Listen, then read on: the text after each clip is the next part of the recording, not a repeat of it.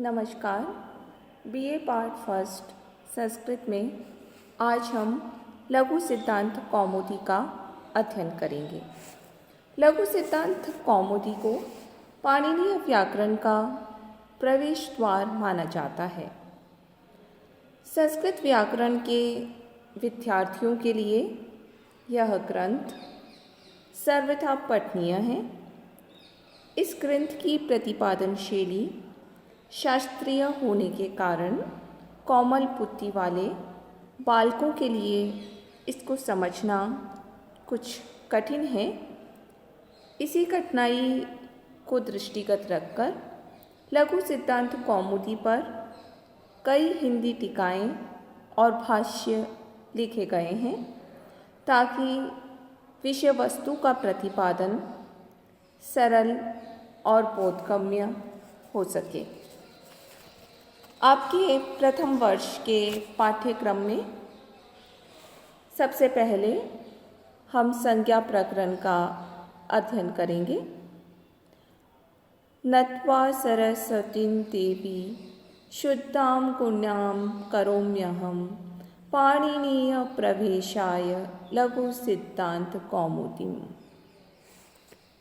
मंगलाचरण के बाद अब सबसे पहले लघु सिद्धांत कौमुदी में माहेश्वर सूत्र बताए गए हैं। 14 माहेश्वर सूत्र हैं।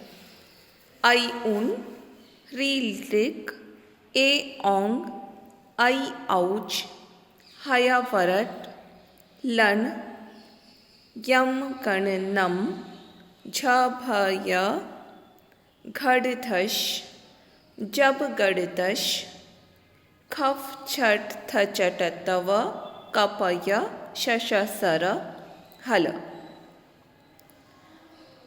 इति माहेश्वराणि सूत्राण्य।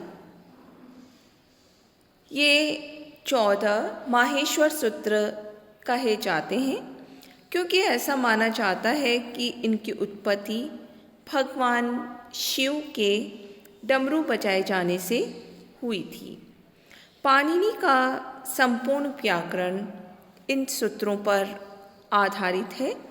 इन सूत्रों के प्रारंभिक और अंतिम अक्षरों को लेकर प्रत्याहारों की कल्पना की गई है। प्रत्याहार का मतलब है शब्द संक्षेप। जैसे प्रथम सूत्र में अ और न को ग्रहण करके अण प्रत्याहार बनाया गया है।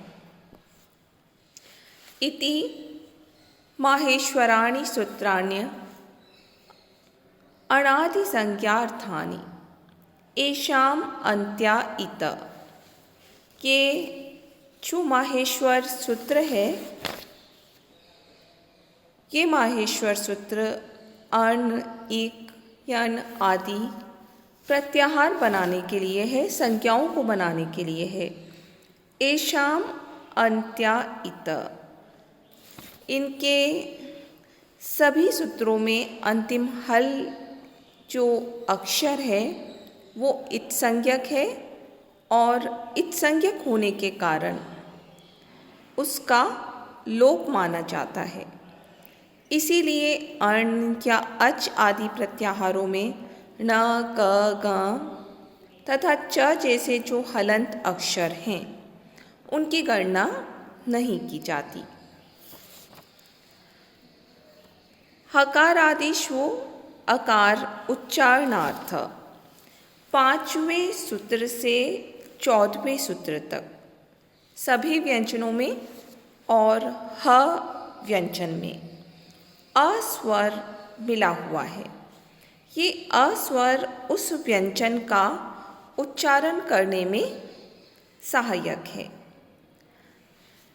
बच्चों, हमें पता है कि बिना स्वर की सहायता के अकेले व्यंजन का उच्चारण नहीं किया जा सकता। अकेले च, अकेले क का उच्चारण तब तक नहीं हो सकता जब तक कि उसमें अ, आ, ई कुछ न कुछ, कोई न कोई स्वर नहीं मिलाया जाता। इसलिए जो 5वां माहेश्वर सूत्र है उससे 14वें माहेश्वर सूत्र के सभी व्यंजनों में अस्वर मिलाया गया है ताकि उनका उच्चारण किया जा सके। लन मध्य तो इत संज्ञ का, हाँ, जो छठे सूत्र में ल है उसमें जो अस्वर मिलाया गया है वो इत संज्ञक है, अर्थात इस अ की इत संज्ञा हुई है। अब इत संज्ञक के लिए अगला सूत्र है हलन्त्यम। हलन्त्यम की व्याख्या करते हैं, उपदेशे अन्त्यम हलित स्यात्। उपदेश आद्योच्चारणम, उपदेश में अंतिम हल अर्थात व्यंजन इत संज्ञक होता है। यहाँ जो उपदेश शब्द का प्रयोग किया गया है उसकी अनेक आचार्यों ने भिन्न भिन्न व्याख्या की है। कुछ सूत्र पाठ, कुछ धातु पाठ, कुछ कन पाठ आदि को उपदेश के अंतर्गत गिनते हैं। कुछ विद्वान शिव सूत्रों या माहेश्वर सूत्रों को ही उपदेश के अंतर्गत मानते हैं। वस्तुतः इस विवाद में न पड़कर सरल मार्ग ये है कि उपदेश शब्द का षष्ठी तत्पुरुष समास होकर के बना है आध्यानाम उच्चारणम। आध्योच्चारणम आध्यानाम उच्चारणम। तो जो आद्यों अर्थात शिव, पाणिनि, कात्यायन, पतंजलि आदि का उच्चारण है उसे हम उपदेश कहेंगे।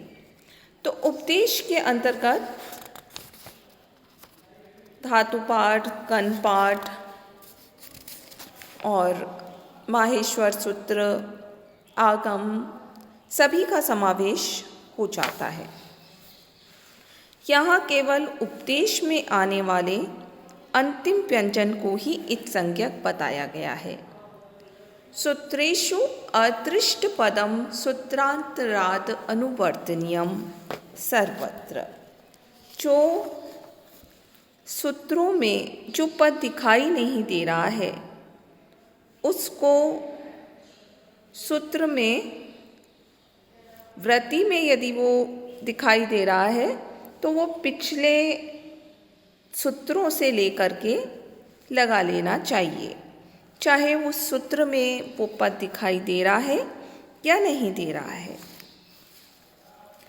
अब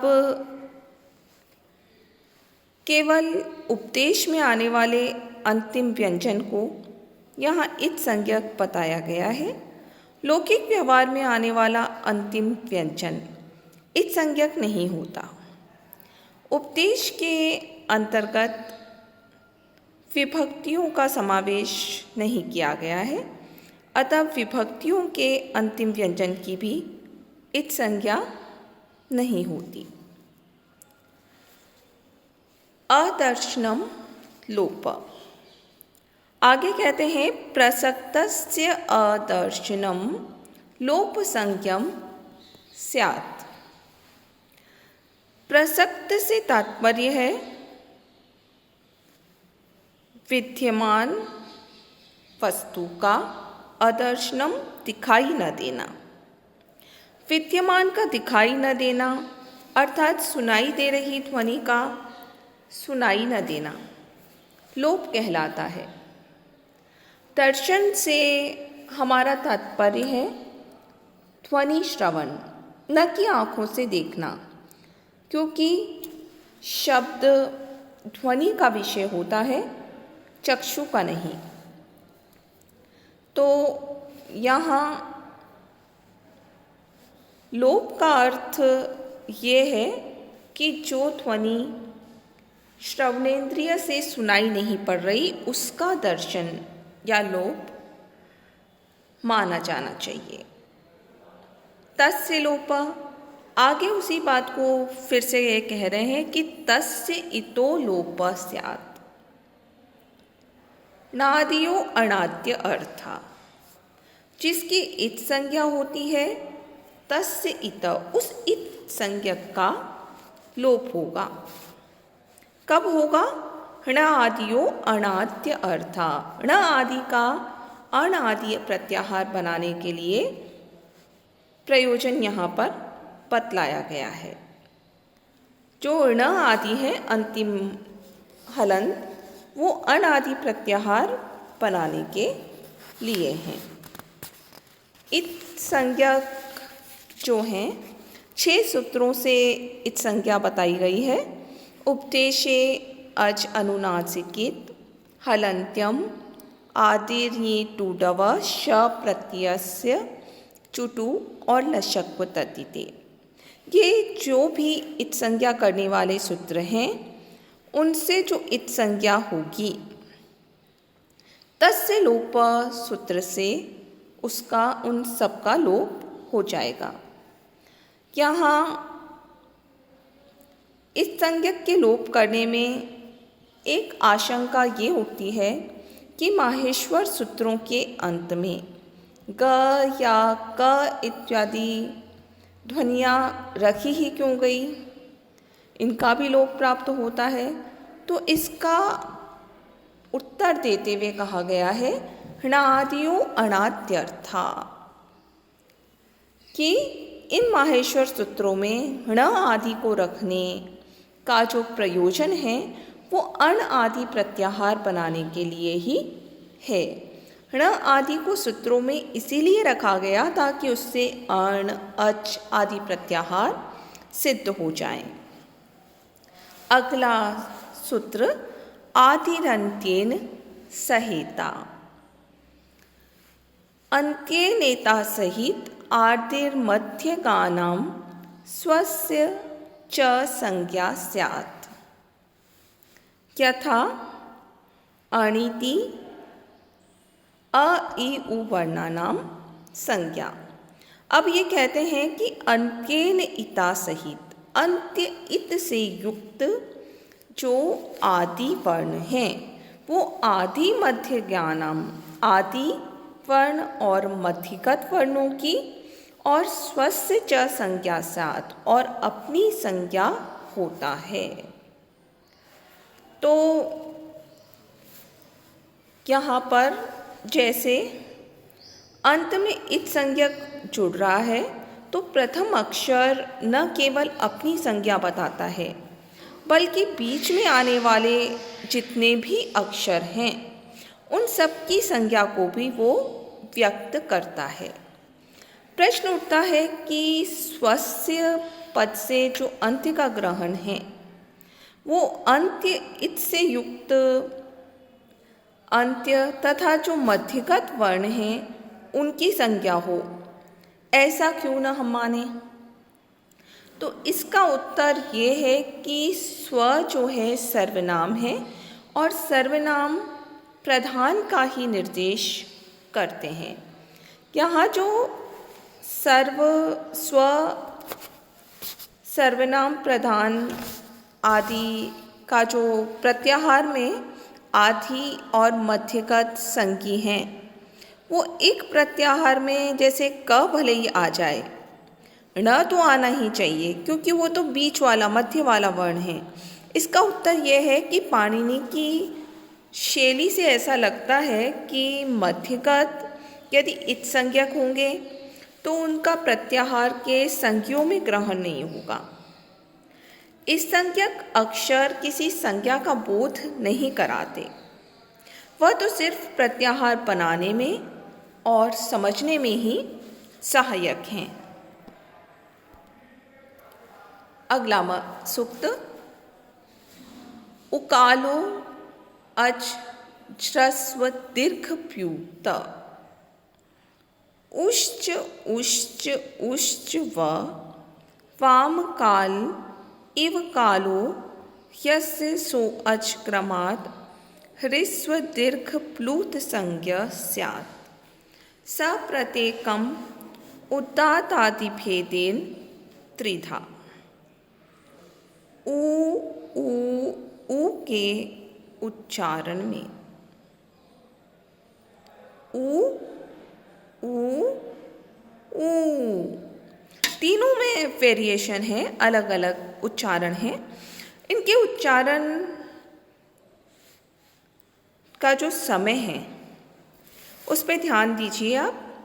एक मात्रिक, द्विमात्रिक और त्रिमात्रिक, तीन प्रकार का जो ऊ है, इनके उच्चारण के सदृश जिस अच का उच्चारण हो, उश्च, ऊश्च, ऊश्च, व वाम काल इव कालो, इनके उच्चारण में जितना समय लगता है उतने ही समय में उच्चारण करने योग्य यस्य सो अच, जो अच है, जो स्वर है, वो क्रमात्, क्रम से ह्रस्व दीर्घ प्लूत संज्ञा स्यात्, ह्रस्व दीर्घ तथा प्लूत संज्ञा होती है।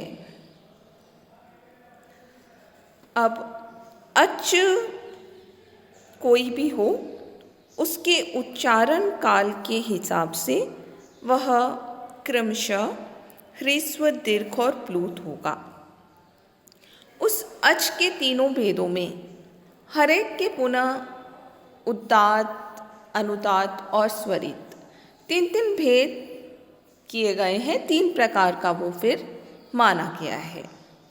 भाव ये है कि क्रमाद ह्रस्व दीर्घ प्लूत संज्ञा स्यात्, क्रम से ये फिर ह्रस्व दीर्घ और प्लूत संज्ञक होते हैं। सप्रतीकम उदात्त आदि भेदेन त्रिधा, और उसमें से भी जो प्रत्येक होता है वो उदात्त आदि के भेद से तीन प्रकार का यहाँ पर माना जाता है। तो एक मात्रिक ऊ के उच्चारण काल के समान जिस भी अच का उच्चारण काल होगा वो तो ह्रस्व होगा। द्विमात्रिक ऊ के उच्चारण के समान जिस अच का उच्चारण काल होगा वो होगा दीर्घ। और तीसरा जो है त्रैमात्रिक, उस त्रैमात्रिक ऊ के उच्चारण काल के समान जिस अच का उच्चारण काल होगा वो प्लूत संज्ञक होगा। किसी भी स्वर का भिन्न भिन्न उच्चारण करने में भिन्न भिन्न समय लग सकता है। एक प्लूत स्वर त्रिमात्रिक होता है। सामान्यतः ये मान लीजिए एक चुटकी बजाने में जितना समय लगता है उतना एक ह्रस्व स्वर के उच्चारण में लगता है।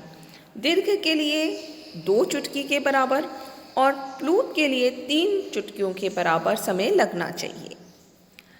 अब यहाँ जो ध्यान देने की बात है वो ये है कि प्रत्येक स्वर अर्थात अच प्रत्याहार में परिगणित अ, ई, उ, री, ए, ओ, औ, ये सभी स्वर उच्चारण के समय के भेद के हिसाब से ह्रस्व, दीर्घ और प्लूत हो सकते हैं।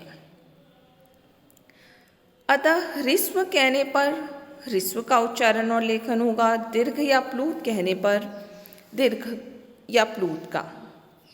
सभी अचों के ये 3 भेद नहीं होते, परंतु तीनों भेद अचों के ही होते हैं, अन्य वर्णों के नहीं होते। एक उदाहरण यहाँ पर दिया जाता है, जैसे कुक्कुट की आवाज़ है कू कू कू। इस ध्वनि में ह्रस्व, दीर्घ और प्लूत तीनों स्वरों के उदाहरण हमें मिल जाते हैं। स्वरों की तुलना में व्यंजनों का उच्चारण समय ह्रस्व स्वर से भी आधा होता है, इसीलिए व्यंजनों को अर्धमात्रिक कहा जाता है। जैसे पार्वती शब्द है, पा, व और ती की तुलना में जो र है उसके उच्चारण में कम समय लगता है, अर्थात अर्धमात्रा के उच्चारण में जितना समय लगता है उतना ही समय एक व्यंजन के उच्चारण करने में लगता है।